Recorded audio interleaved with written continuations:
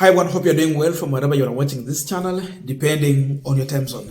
Now, on Tuesday, the former president Uhuru Kenyatta made his way to Tanzania, where he met with the Tanzania president Samia Suluhu in Dar es Salaam State House. Now, that visit has brought a lot of speculation with the mixed reaction among Kenyans, that is even the Azimio side and the Kenya Kwanza side. Some people are taking it as an advantage to push for their political move, and some posts are bringing a lot of controversy and mixed reaction to many people, because at that time when Uhuru is visiting Tanzania, the move is already here that Raila Odinga has been endorsed for the position of the AU chairperson. Above all, Raila has also declared his interest. We have seen the former Nigeria president coming to this country to endorse his candidature. Then the other perception has been that Uhuru Kenyatta also seemingly was eyeing for the same position, though no one has confirmed that. But our belief is that if Raila was the president today, then Raila will be pushing for Uhuru Kenyatta's candidature. But because of political difference between Uhuru Kenyatta and William Ruto, Ruto can never push for Uhuru's interest. But above all, for the politics here in Kenya, we know Ruto by every means has to push for Raila Odinga's candidature, because you know what is facing here and what is ahead of him in 2027. So taking Raila Odinga to AU means you have a fair chance here to fight for political survival. With this move, the speculation emerging is that there is a possibility of Uhuru Kenyatta pushing for the former Tanzania president Jakaya Kikwete for the AU chairman, AU commission chairman. Now, first of all, this is what Uhuru Kenyatta shared on his Facebook page. I want us to look into that. Then a series of also views from various people, because Uhuru shared the information on his visit to Tanzania. Then we saw Samson Cherargei, the Nandi senator, also giving his views. We have seen Wahome Thuku, one of the bloggers who's been in Azimio. Then we have also seen Robert Alai, an MCA and also a blogger. Then we have seen also response from Jeremiah Kioni, UDA Secretary General. And above all, we also look at Pauline Njoroge, because people are also bringing in the issue of Pauline Njoroge as far as blogging is concerned, because above all, Pauline Njoroge is also the organizing secretary for Jubilee Party. But if we go deep into this, just a quick request for those who are watching and you have not yet subscribed, please consider subscribing. To our channel, Samia, thank you so much. And again, to all our viewers, please give this video a thumbs up. Thank you so much, and back to this discussion. Now, this is what Uhuru Kenyatta shared. Office of the 4th President of the Republic of Kenya.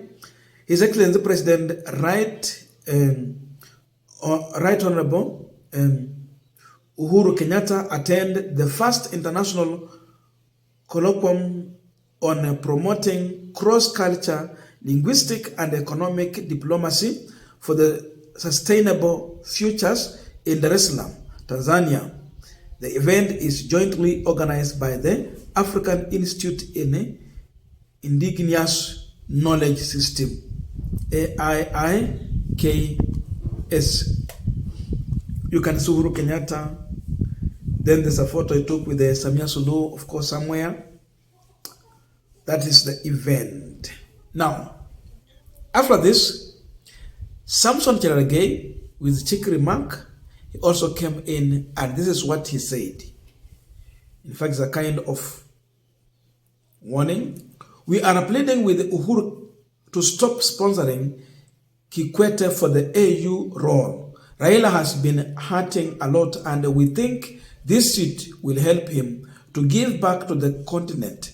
We know that Uhuru hasn't healed after we defeated him in 2022. But we plead with him to also support Raila so that East Africa can present one candidate, that is Cherargei. You know, the chance in AU is favoring East Africa and Northern Africa. That is Eastern Africa and Northern Africa, because they are the ones that have never yet produced a candidate for that position. Now, assuming we have two candidates, one East Africa hapa, wale watoe mmoja, you give a chance to the other side. Above all, with Cherargei, there's two things here. Number one, he might be saying the truth. There can be a possibility. Number two, he might be saying so because he wants to bring a division in Kenya Kwanza coalition, not Kenya Kwanza, Azimio coalition, so that Uhuru Kenyatta will be viewed as an enemy to Raila Odinga's candidature, and therefore ODM can start suspecting Uhuru Kenyatta, and that way they can easily embrace the Kenya Kwanza side and welcome Ruto on board, because then the perception will be that Uhuru has endorsed Raila, Ruto. Sorry, let me repeat. The perception will be that Ruto has endorsed Raila Odinga and Uhuru Kenyatta is endorsing a different candidate to compete Raila Odinga on the same platform. So with that, your enemy becomes my enemy. So hata kama tujuani ama hata kama tuelewani na kama kweli umesimama na mimi, itabidi nifanye na wewe.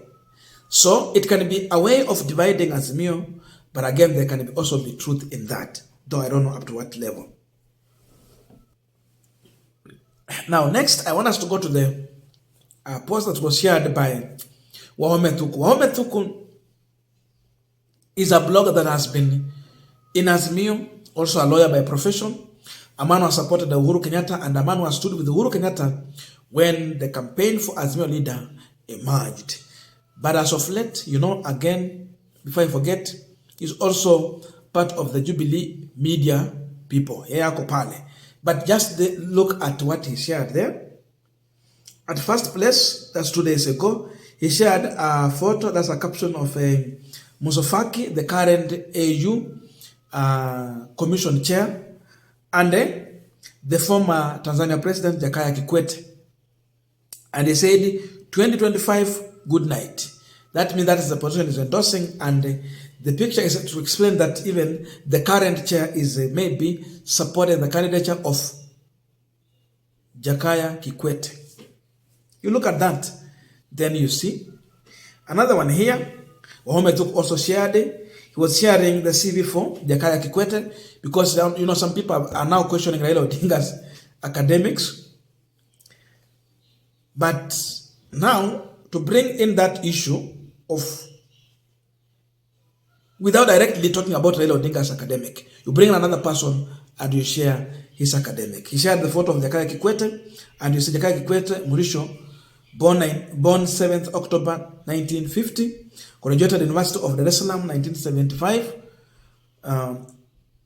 political science and public relation, Minister of Finance, Minister of Foreign Affairs, President of Tanzania, Chair of the African Union.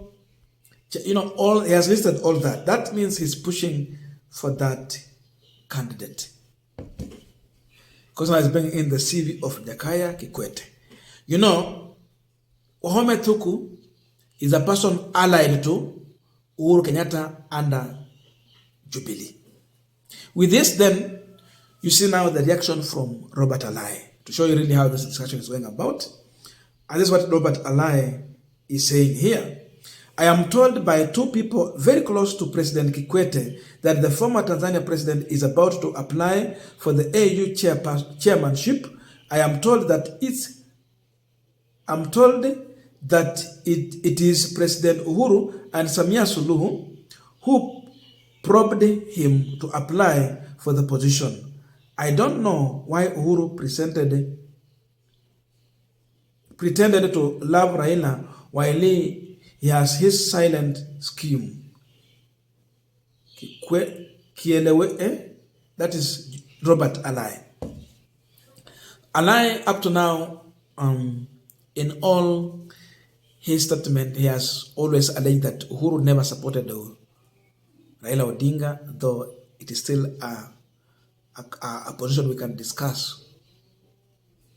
Up to now, he still says that he never supported him. And by the way, if there can be such a move whereby Uhuru is supporting a different candidate against Raila Odinga, that will prove that point, that indeed he was not there for Raila Odinga.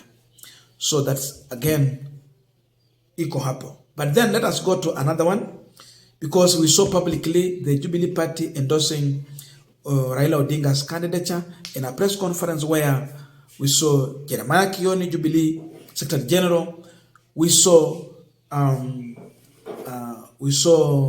David Mrathe, a close ally of Uhuru Kenyatta, a man who speaks on behalf of Uhuru Kenyatta, standing there. That means Uhuru also endorsing that candidate. So up to there, the perception has been that Uhuru is already endorsing Raila Odinga's candidature. But again, above all, you can do so for PR, but chini ya maji, you push for a different person. That can be also a possibility. But then, this is what Jeremiah Kioni is telling us here. Raila Odinga has to campaign, and it has much to do with who else is on the ballot. But Raila has good rapport with many head of states and has people who will campaign for him, including our former president Uhuru, who has very good connection across the continent. So according to Jeremiah Kioni, a possibility of Uhuru Kenyatta's move to Tanzania is to push for Raila Odinga's candidature, but not to sponsor a candidate alongside Raila Odinga. So that is now the position of Jubilee Party, because now it's coming from the Jubilee Secretary General. But people have been saying that, Jubilee bloggers are now pushing for Jakaya Kikwete. That means now that's the position of Uhuru Kenyatta. They mention Mohamed Tuku, which is true, according to what Mohamed Tuku has posted. But now I heard people talking about Pauline Njoroge. Now with Pauline Njoroge, I can say, as of now, a big no, because I'm yet to see him posting anything suggesting towards the candidature of a different person apart from Raila Odinga. With her latest post, you can see she shared a photo of Raila Amolo Odinga, and there is something she put there. The guns are still cooking in Africa. We need to silence them. In May 2013, African leaders congregated in Addis Ababa for the 21st Ordinary Summit of African Union. This was a summit like no other for the reasons. First, a minister not a party, and the person she's campaigning for is Raila Odinga. I don't know your views. I don't want to go beyond that. But let us meet in the comment section to continue with this discussion. Thank you so much, and see you in our next video.